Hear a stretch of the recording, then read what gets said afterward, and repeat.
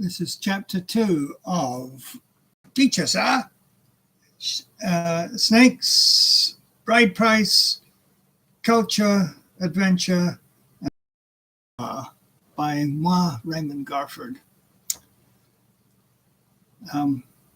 Bradley Holt. When the distant light of the sky was heralding dawn, I looked out for the first time on the real Africa. The air was a combination of dampness and smoke, mingling with the early morning dew, no doubt the result of the slash burning that I had witnessed on our way to Bradley the previous night. Outside our bedroom window was a peculiar tree that looked like the leg of an elephant, with branches and leaves sprouting from the upper end.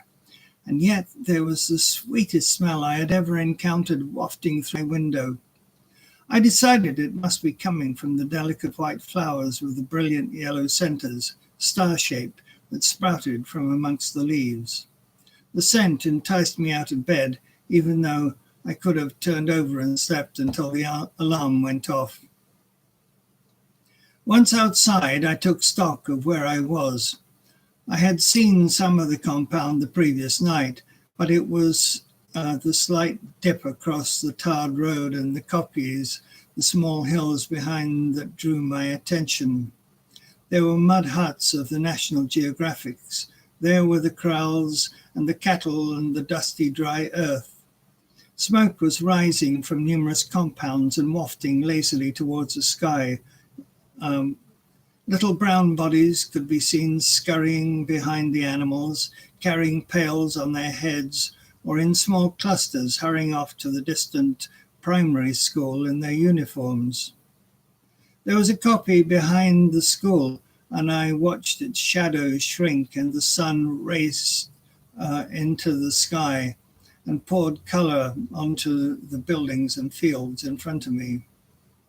There was the inevitable Smar general store, the butchery, and two little bottle stores, one selling Castle bottled beer and the other creating and dispensing the highly variable traditional beer.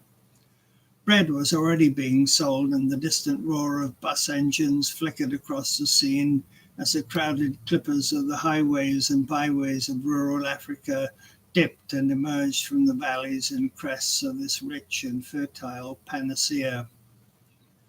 Other than this necessary buzz, it was so peaceful, and I stood there until the sun warmed my back.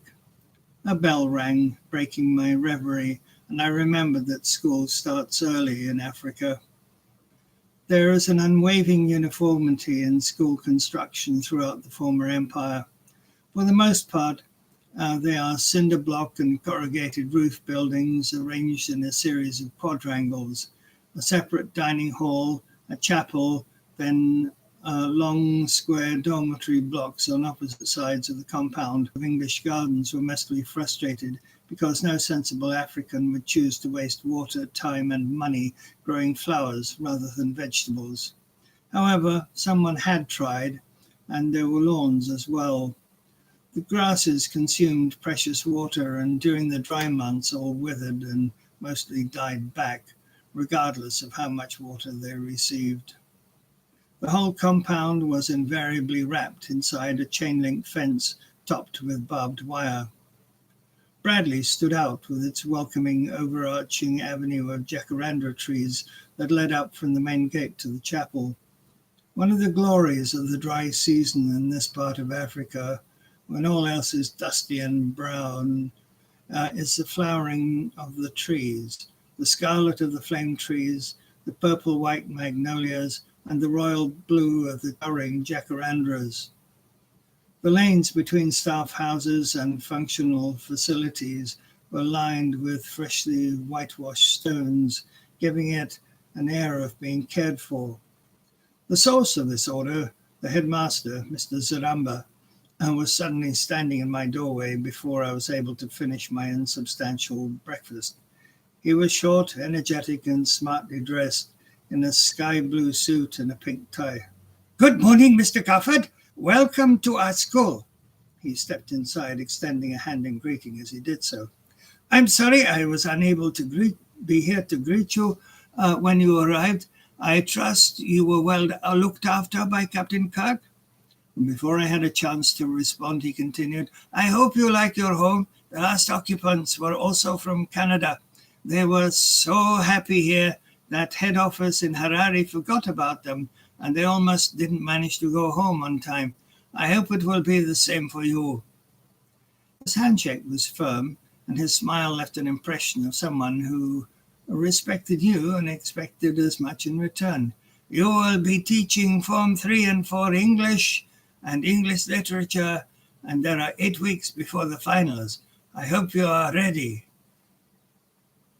I was aware that the Cambridge General Certificate of Education, ordinary and advanced level exams were critical to the well-being of those who sat them. Zimbabwe had gone from a small number of African students going past Standard 5 under Ian Smith to over 1.5 million almost overnight at independence in 1980, hence the need for people like me. There was a vast culling of students at Forms 2, 4 and 6, and only the top 30% got to move on. How have they been taught? Which books have they read for literature exams? How well do they speak English? These were amongst the flurry of questions that suddenly snapped me out of myself. Well, here's another great adventure you have found yourself in, Garford, and headlong into, this is reality, mate. Get with the program. I was here to earn a living, which meant hard work, and I held the fate of many young lives in my hand. I think Mr. Zaramba saw me flinch, but ever a gentleman, he never let on. We have a dress code for the staff as well as the students. Please wear a tie. I shall introduce you in the chapel in 7 minutes. Good luck, Mr. Garford. I hurriedly tossed back my coffee, devoid of cream and sugar, as I had yet to go to the shops across the road, and wiped the melted chocolate of the solitary bar that had served as my breakfast from my fingers. Then it was a cursory glance in the mirror, out the door and over to the chapel. The students piled in through the main doors in ragged pairs, casting sidelong glances at the newcomer in their midst.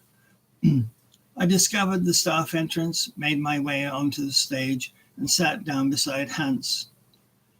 When Major Magwaza arrived, everyone stood, and I began to sing a Salvation As in a Salvation Army school, of course, the first song they sang that day had to be Onward Christian Soldiers. My first day was something of a blur. Already it was the 3rd week of the 3rd term, and the students had a routine. I had several adjustments to make. I had to learn dozens of biblical names and names that ended in I. Tendai, Sarudzai, Kumbirai, as well as the Mercies, the No Mores, and Luxons. Their English was actually very good, but the dialect was a shock to my ears, and it took a while to get used to the way they pronounced words. I, of course, totally mangled their names, but English missionaries had transcribed the oral language of both Shona and the Ndebele tribes, so the written language was phonetic and surprisingly easy to get used to. I took a deep breath and entered the classroom. Hello, everybody. This was met with the oft-practiced choral line, Good morning, teacher. Hallelujah, I thought to myself. I've hit the jackpot. This was like being back in boarding school in England, teaching more or less what I had studied as a kid. Polite and obedient children, young minds who were open to the idea of learning. After taking attendance, which went very smoothly as my predecessor had left seating charts, his former lesson plans, as well as notes about who would be most helpful, I looked up and dove in with both feet. The illusion of innocence was quickly shattered a few days later by a lunchtime altercation between Mandy and Elijah, two Form 4s who were assigned to me as homeroom students. The normal course of events would be fairly loud and rather public flogging, something for which I had no stomach. "She insulted me," was all I could get out of him at first. Beating up a girl did not sit well with me, so I insisted on knowing more. However, Mandy's performance of loud wailing and buckets of tears seemed a bit over the top, and as I could see no blood, I was going to ask two girls who had all clustered around her to escort her to the dormitory. It was at this moment that Major Magwaza arrived. The students scurried back to their desks and sat obediently and quietly with their eyes facing the floor. My heart lurched. I had failed to control my class, and the major had borne witness to the event. He addressed the class in Shona, so I was unable to follow what was taking place. Then he ordered Elijah and Mandy out of the room, and the three of them departed. A few moments later, we could all hear the blows of a stick raining down in the staff room a few doors along the corridor. I was angry at Elijah and was not prepared to let this to be the end of things when a few minutes later he returned to the classroom. "I want you to come to my house after tea this afternoon," I told him, and he hung his head and sat, not really paying attention to the rest of the lesson, which was, by coincidence, about dealing with the witches in Arthur Miller's The Crucible. As it turned out, our meeting proved to be a fruitless encounter, and recognizing it as such, I told the sullen young man to return on Saturday morning with a shovel and a desire to do some good work. I needed to convince the other students that Mr. Garford was no easy pushover and was not prepared to let discipline slide. They were all certainly watching me carefully, thoroughly over this issue. That Saturday, before I was fully awake and breakfasted, there was a loud knock at my door. Elijah stood before me, glistening with sweat. Behind him I could see a wide trench of newly dug soil where the vegetable beds of the former tenants had once lived. "Is this enough, sir?" he asked.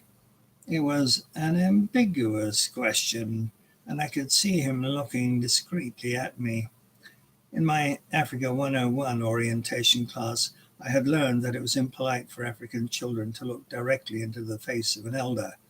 Armed with this knowledge, I could see he was asking me indirectly if there had been enough effort put, if I liked what he had done, and it was sufficient for my needs.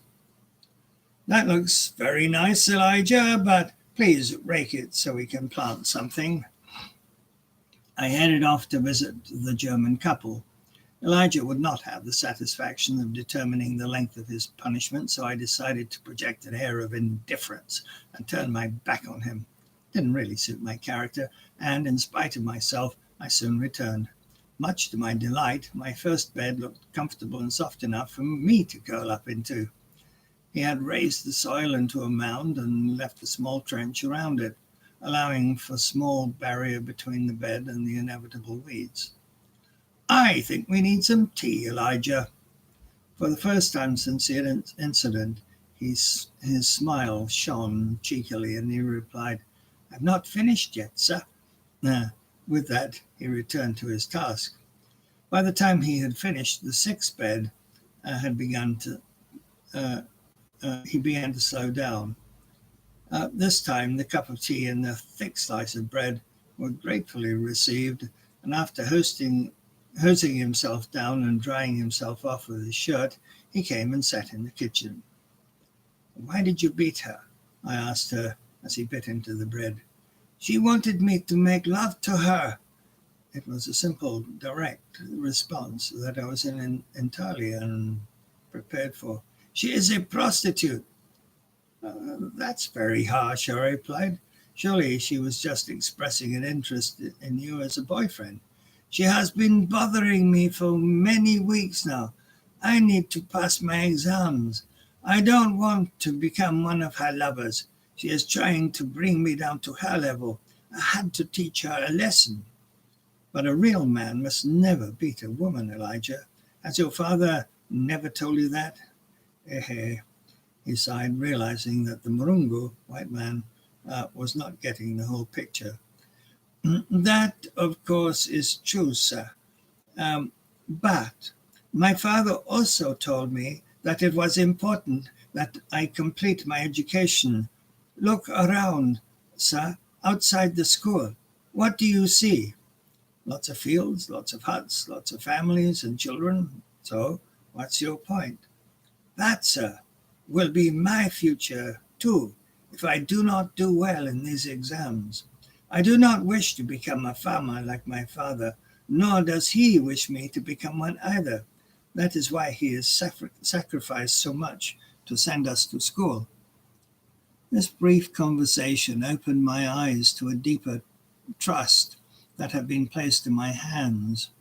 I understood what was really going on in this idyllic little rural school, the struggles that both the boys and the girls were seeing as their future surrounded them in the form of dry pastures and as yet unplowed fields of rural Zimbabwe.